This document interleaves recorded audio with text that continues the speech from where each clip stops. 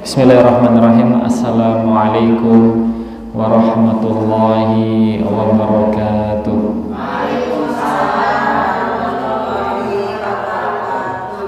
Alhamdulillah, segala puji hanya milik Allah Subhanahu wa ta'ala, alladzi anzalal Qur'an wa 'allamah, yang telah menurunkan kitab Al-Qur'an dan kemudian mengajarkannya.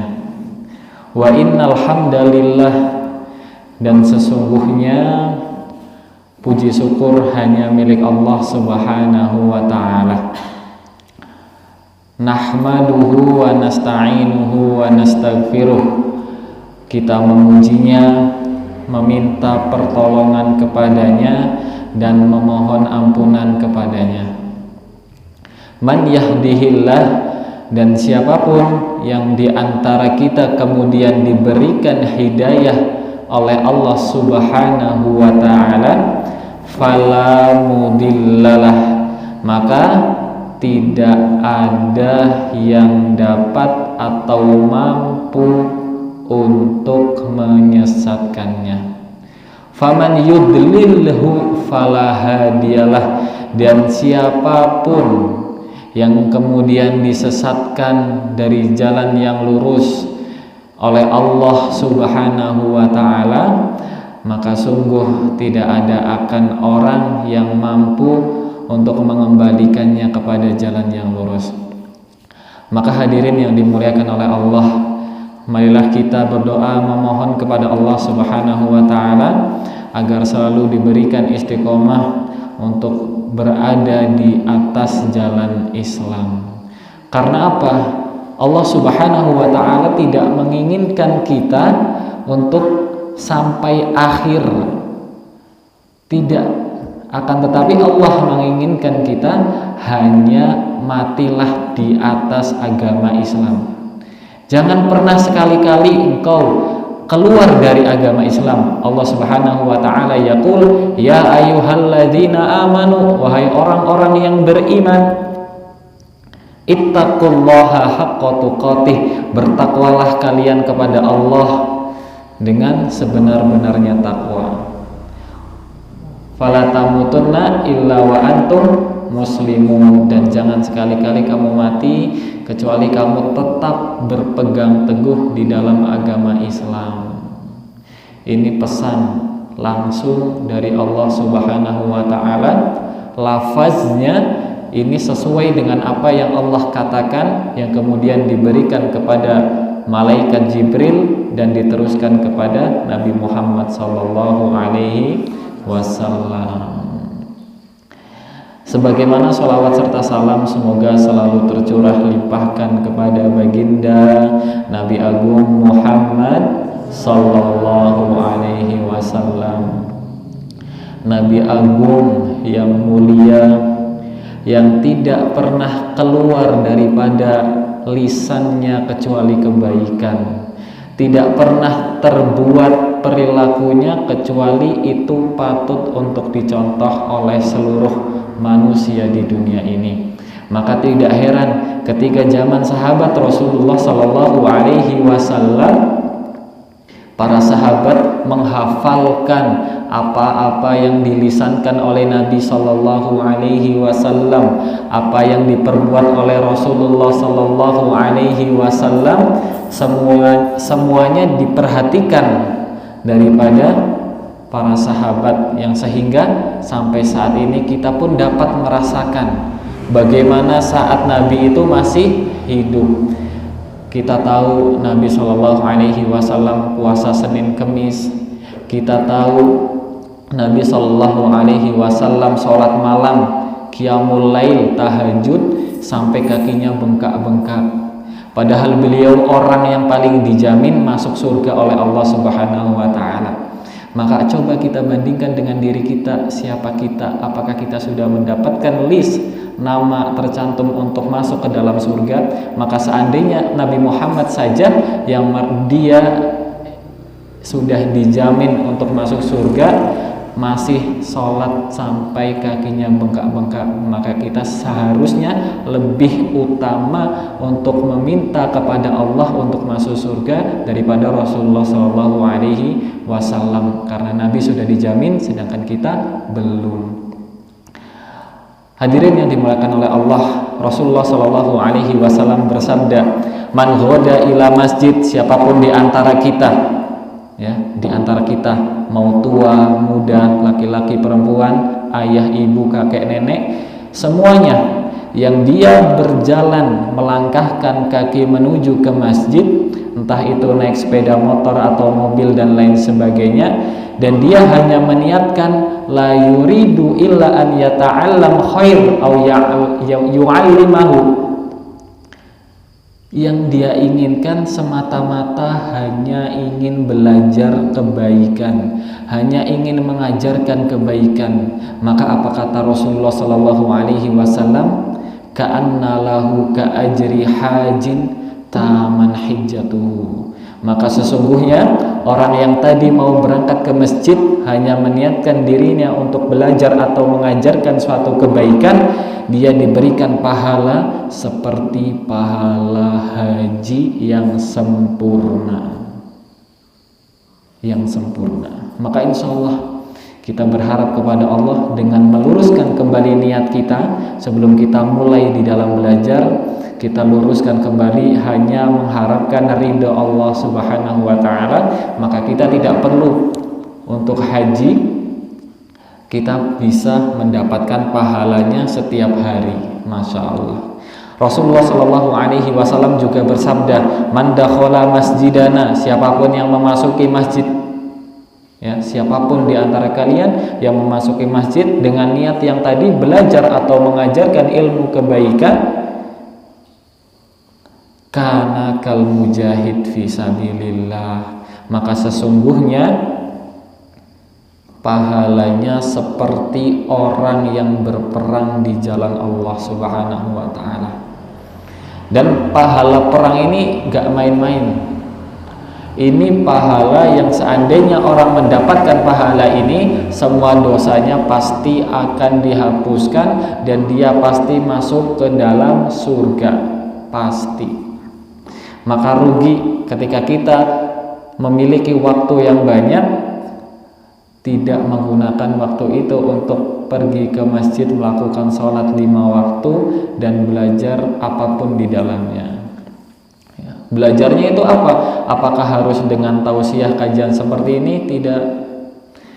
Sekedar berangkat ke masjid, niatkan untuk sholat, kemudian ingin belajar membaca Al-Quran, baca Al-Quran. Nah, itu termasuk daripada belajar. Seandainya setiap hari kita melakukan seperti itu, maka sesungguhnya kita telah mendapatkan pahala haji dan perang fisabilillah setiap hari. Masya Allah, ringan. Sambil nunggu waktu sholat isya, kita mendapatkan pundi-pundi pahala yang seandainya orang-orang di rumah itu tidak dapat mendapatkannya, kita mendapatkannya. Ini karunia yang besar diberikan oleh Allah Subhanahu wa Ta'ala.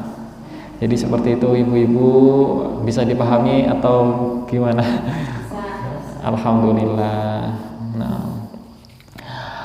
kemudian dari sahabat Rasulullah Shallallahu Alaihi Wasallam juga yang mulia, namanya adalah Abu Hurairah. Abu Hurairah ini sahabat Nabi yang beliau adalah orang terbanyak di dalam meriwayatkan hadis-hadis Nabi Shallallahu Alaihi Wasallam. Ada Ibunda Aisyah, ada Anas bin Malik. Abu Hurairah ini yang terbanyak. Beliau meriwayatkan 5.374 hadis, menjadi top ranking number 1 di dalam periwayatan hadis. Nah, beliau mengatakan, li'an ajlisa sa'atan fa'afqahu fi dini ahabbu ilayya min uhyi lailatan ilas sobah. Beliau mengatakan, seandainya saya belajar di majelis ilmu 1 jam saja, ya, 1 jam saja itu lebih aku sukai, kata Abu Hurairah, daripada sholat dari awal maghrib sampai isya sampai sholat subuh tanpa henti.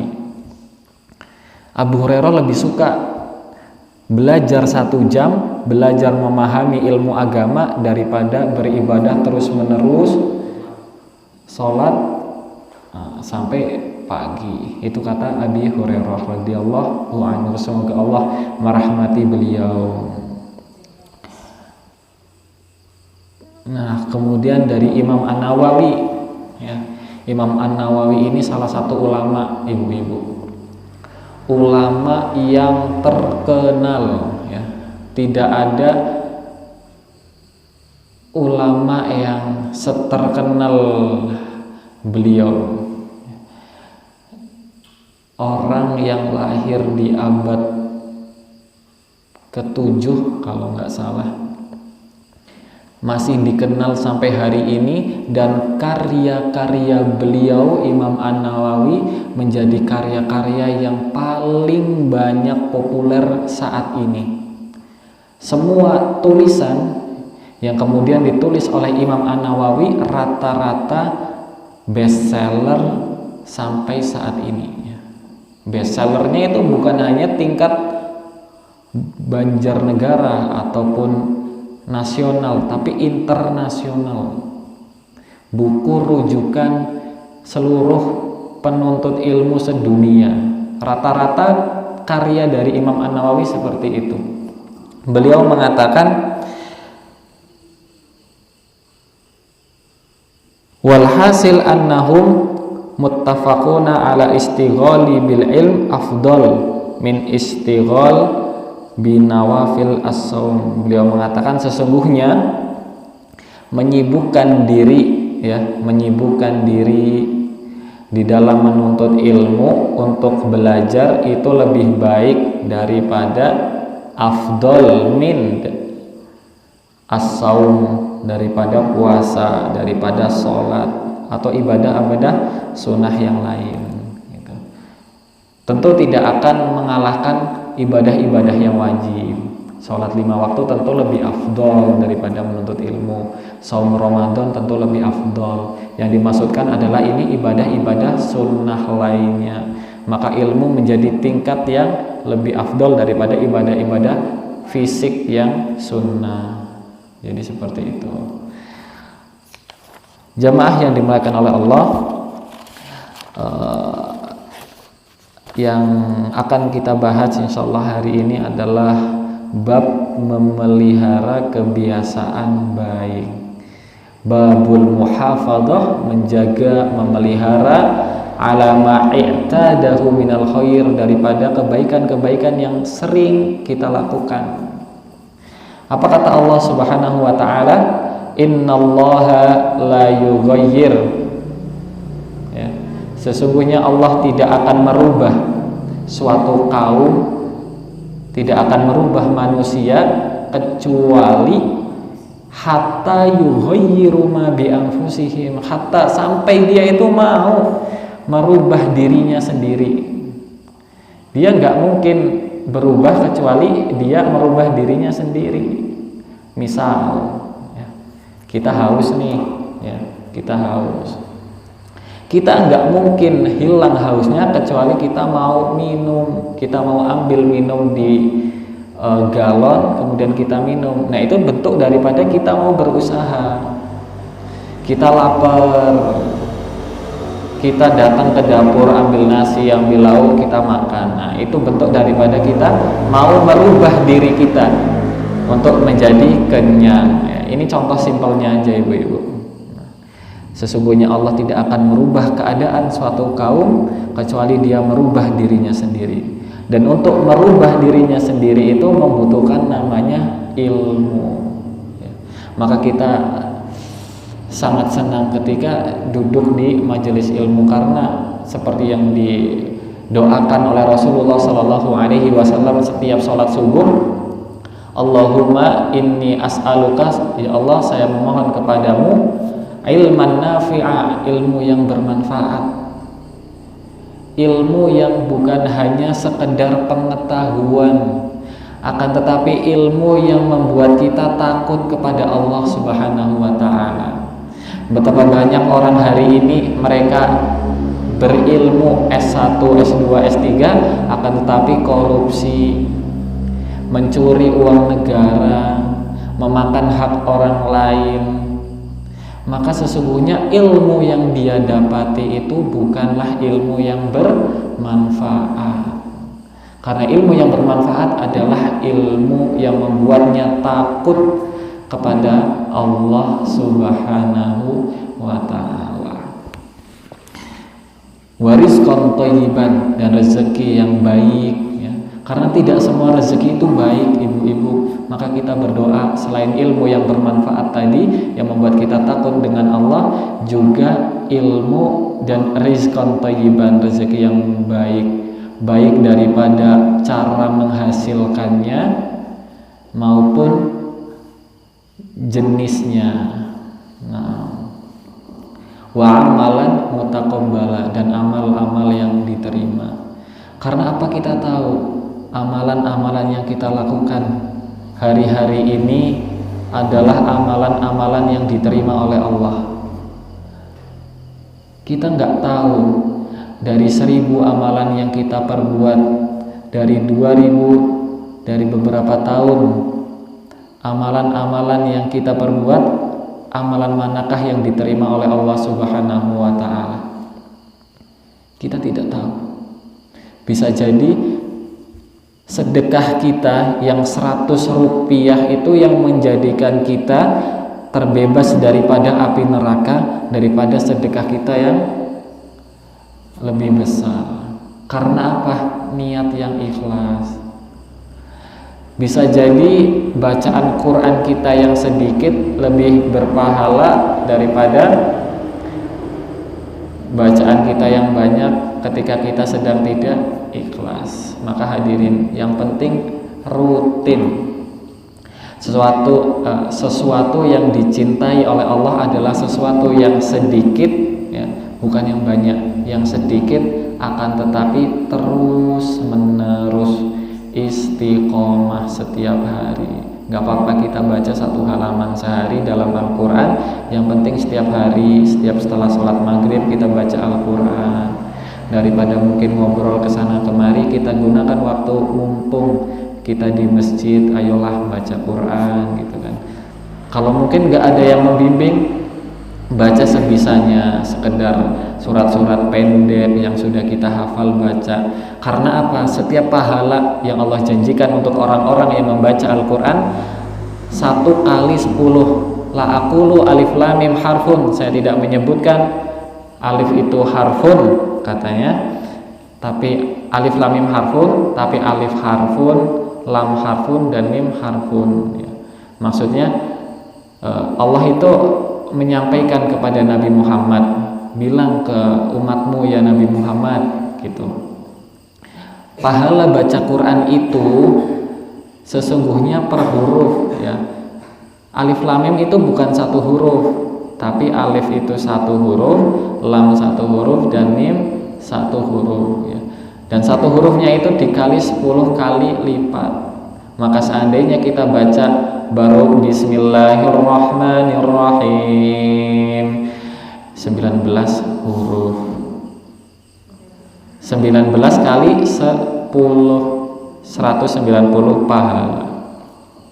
Maka kira-kira apa yang sedang kita cari di sisa-sisa waktu kita, kecuali pahala ridho Allah Subhanahu wa ta'ala.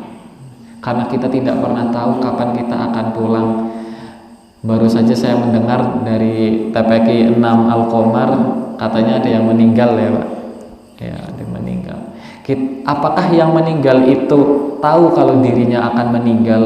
Tidak. Bahkan rata-rata orang yang melayat ya, pasti dia akan bilang, gak nyangka padahal nembe mau sore ketemu ya. Nembe rong minggu wingi esih maring warung ya kan. Wingi be sita yang dolan maring nekenyong ya kan. maka dari itu kematian itu akan datang tiba-tiba. Dalam hadis malaikat maut, ya, malaikat maut itu miliki, dia survei orang yang mau dicabut nyawanya itu sehari 70 kali dalam sehari. Waktunya kapan? Nggak tahu, orang nggak kelihatan. Ya. Mungkin hari ini kita lagi di samping kita ada malaikat maut nih, belum waktunya gitu. Belum waktunya itu 70 kali sehari, bayangin. Kita bandingkan dengan keluarga kita aja, mungkin sehari belum tentu ngecek kita 70 kali sehari, tapi ini malaikat spesial banget. 70 kali sehari ngecek orang ini, belum nih. Semoga kita selalu diberikan istiqomah hingga mati dalam husnul khatimah. Nah, kita masuk saja ke dalam hadis. Nah, hadisnya dari Abdullah bin Amr bin As, dari sahabat yang mulia Abdullah, namanya Abdullah, anaknya Amr bin As, sahabat Rasulullah Sallallahu Alaihi Wasallam. Sahabat itu siapa sih? Sahabat Nabi, teman atau apa? Kalau bahasa kita kan itu teman ya, sahabat. Tapi sahabat di dalam bahasa Arab itu artinya orang yang hidup di zaman Nabi, kemudian dia bertemu dengan Nabi dan dia beriman dengan apa yang diajarkan oleh Nabi. Jadi seandainya dia hanya hidup di masa Nabi tapi tidak bertemu Nabi, maka dia bukan sahabat Nabi. Atau dia bertemu Nabi dan hidup di zaman Nabi tapi tidak beriman, maka dia bukan termasuk daripada sahabat. Nah, itu adalah yang dimaksud sahabat. Beliau mengatakan, Rasulullah Shallallahu Alaihi Wasallam bersabda, ya Abdullah, la takun mislu fulan, janganlah kamu seperti dia, seperti fulan gitu. Kenapa? Karena yaqumul lail fataroka qiyamal lail, sesungguhnya dia itu dulu rajin banget di dalam sholat malam, tapi sekarang aduh, jangankan sholat malam, sholat subuh aja lewat ya. Dingin banget ya. Kata Nabi jangan kayak gitu ya. Sedikit asalkan istiqomah itu lebih baik daripada bangun jam 1 sholat 11 rakaat terus tidur lagi, subuhnya malah nggak sholat ya. Karena subuhnya itu lebih wajib daripada sholat sunnah. Mending sholat sunnah 2 rakaat, sholat witir tiap hari rutin gitu. Bangun jam 4 lah ya, semisal kita bangun jam 4 pagi, sebelum melakukan aktivitas segala macam ke kamar mandi dulu, wudu, ambil sholat 2 rakaat, berdoa kepada Allah. Allah bilang seandainya orang berdoa di malam itu ya, di sepertiga malam, pasti doanya akan dikabulkan ya, pasti. Allah janji, fadhkuruni adkurkum ya, apa yang kamu minta pasti saya akan kabulkan ya. Tapi masalahnya sekarang kan untuk berdoa itu nggak semudah yang kita bayangkan nih, Bu. Berdoa itu nggak mudah, karena berdoa itu harus datang daripada hati, dan hati ini yang punya Allah. Ketika Allah tidak menggerakkan hati kita untuk berdoa, maka kita mungkin susah untuk berdoa. Padahal doa ini gratis, dan doa ketika kita berdoa Allah janjikan pasti dikabulkan. Tapi betapa banyak orang-orang yang tidak mau berdoa. Seperti itu. Jangan menjadi orang yang meninggalkan kebaikan.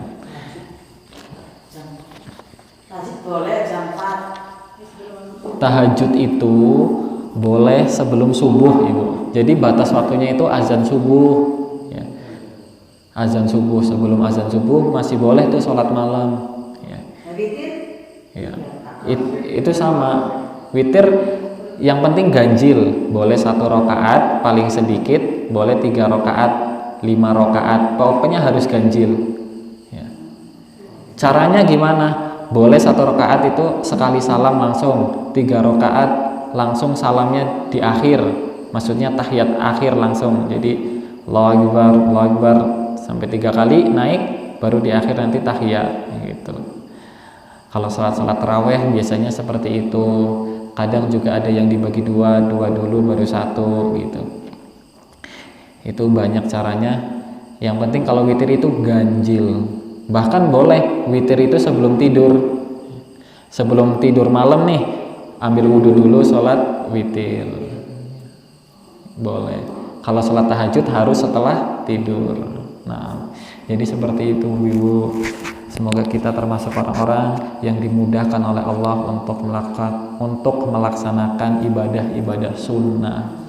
Karena ibadah sunnah ini Masya Allah, kalau Allah nggak menginginkan, ya, kalau Allah tidak menginginkan kepada hambanya ini untuk baik, untuk ibadah, maka tidak akan pernah. Seperti tadi di pembukaan, man yudlilhu fala hadiyalah. Siapapun yang Allah sesatkan dia dari jalan yang lurus, maka tidak ada yang bisa untuk memberikan dia hidayah. Itu Masya Allah. Jadi seperti itu ibu-ibu. Ada yang mau ditanyakan? Tafadhol, silahkan. Kalau bisa jawab saya jawab, kalau nggak bisa ya lanjut. Gitu ibu-ibu. Sebelumnya perkenalkan dulu ibu, nama saya Rizky. Nama saya Rizky, saya dari Kelampok asalnya. Ya, dari Kelampok.